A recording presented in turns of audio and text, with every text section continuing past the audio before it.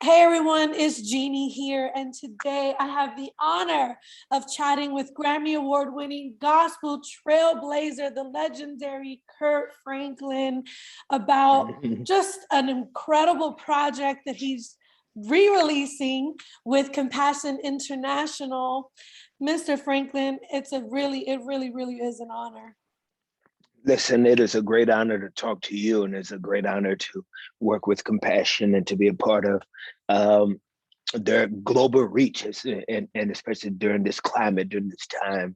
And so I'm just very honored to be here to talk to you about it. So I'm in all the feels because I sang Lean on Me with my high school choir before I was even a Christian. I was a believer, but not really devoted. And I remember the song ministering to my heart so dearly. And I just listened to the virtual choir of children all around the world singing this beautiful song. Talk about just putting that together and how it was for you to have all these children sing such a message in this time.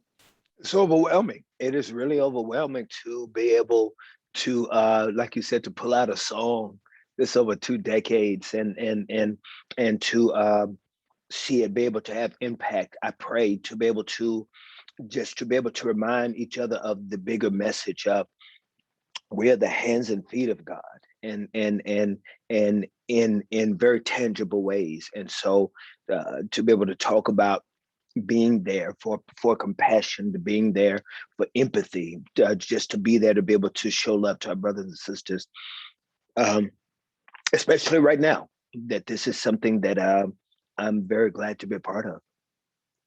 Talk about, you guys added the part, don't worry, don't worry. And you did it in You different better languages. sing and do it again. Let I me hear that told again. you. Do it again. Do it again. Do it. Go. Do it. Don't worry.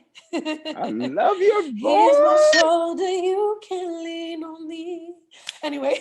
What? Wait a minute. We need to be doing another kind of interview. But you have an incredible voice. Your voice is beautiful. Well, that's an Oh my honor coming goodness. from you for Oh my sure. God. But talk about that message. Don't worry. You kind of added that into this part of the song. Why Well, is that? first of all, please forgive me for trying to drink this smoothie. I flew in last night at midnight, and I haven't had anything in my stomach since then. And so Oh, I was a little weak, and so while we're talking, I'm oh, trying to get that. that's all right. Um, No, go for it. yeah. Well, is I think that is something that in different languages is something that can be easily translated, it's something that can be easily remembered, it's something that has more of a memorable cadence.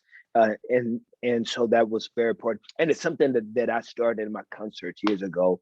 And so to be able to bring it back to see how tangible it can be, that it's something that really plays a role now. It plays a part now. And that's just something that makes it very special.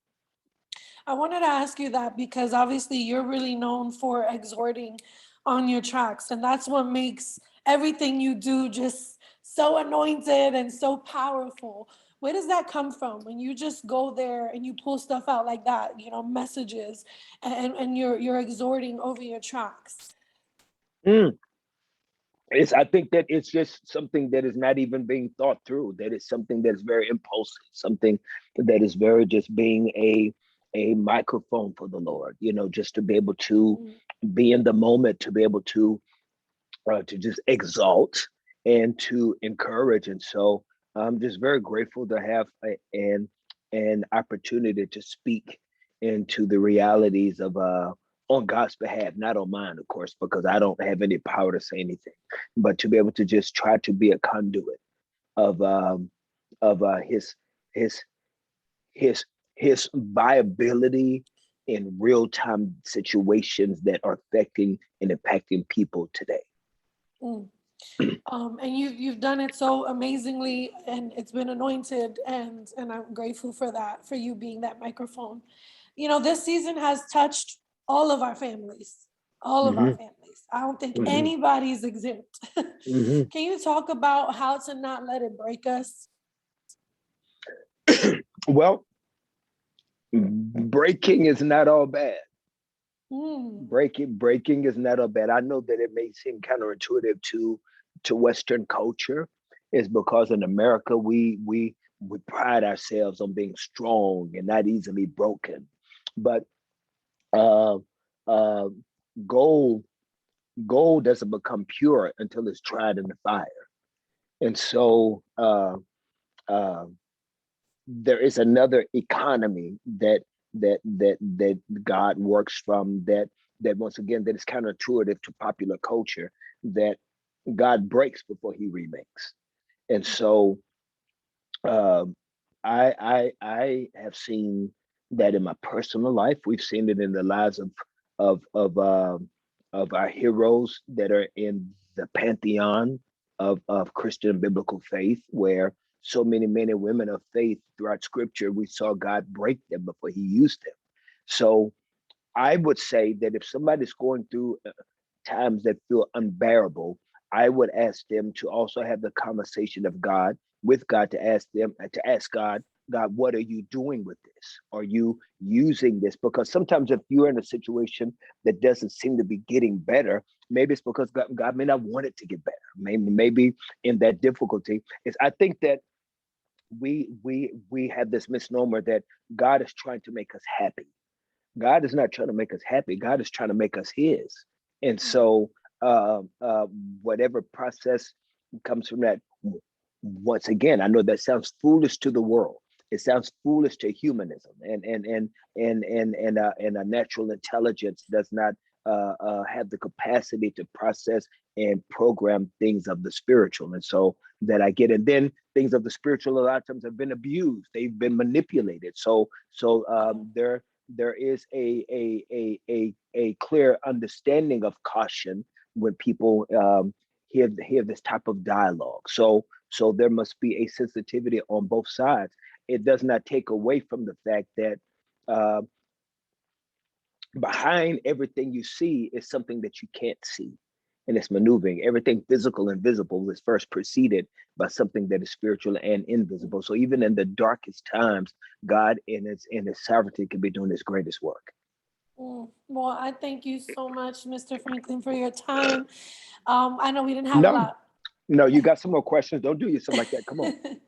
Well, Come on. okay, I did. I know you're in the movie Jesus Music, which I loved, and I loved you in it because I'm a Latina and from New Ah, York. yeah, man. And I just loved I like I said, I didn't grow up Christian. So coming into Christian music and understanding gospel music and CCM, and there even being division within the Christian Mm, genre, I think mhm, your voice, your stance, you always pushing back to what the kingdom of God should really look like, is such a mhm. powerful thing. So I don't know if there's anything you wanted to add about that, and just kind of how Lean on Me, you have children from all races and creeds and cultures together singing your beautiful song. That to me is what the kingdom of God looks like. Yes, And yes. you're an advocate, you're a voice to that. So if would you like to add something just to talk about Mm. that importance? Well, no, that's just very kind of you.